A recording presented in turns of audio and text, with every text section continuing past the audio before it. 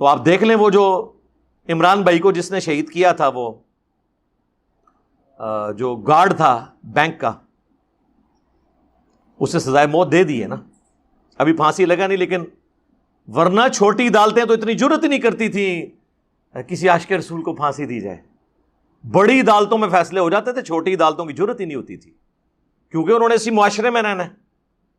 یہ پاکستان کی ہسٹری میں پہلی دفعہ ہوا ہے کہ ایک عاشق رسول کے ساتھ کوئی بھی کھڑا نہیں ہوا.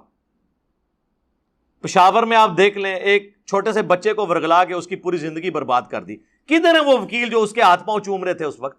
وہ تو بےچارا اب سڑ رہا ہے نا جیل کے اندر. کراؤ ضمانت، نکالو اس کو باہر. پوری زندگی اس کی برباد کر دی. اس ٹائم ہیرو جی غازی خالد، غازی خالد کدھر ہے؟ غازی خالد اس کی زندگی برباد ہو گئی.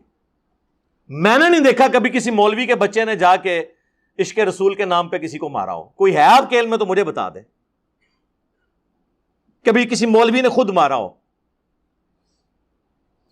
یورپ امریکہ میں یہی لوگ جا کے عشق رسول ختم ہو جاتا ہے. وہاں میلاد کروا رہے ہیں، سب کچھ کر رہے ہیں، لیکن اپنی مسجد میں کسی دوسرے کو نماز پڑھنے سے نہیں روکتے، اونچی آمین کہنے سے نہیں روکتے، کیونکہ انہیں پتہ ہے وہاں عدالتیں آزاد ہیں، سیدھا بھیجیں گے جیل، ڈپورٹ کر دیں گے.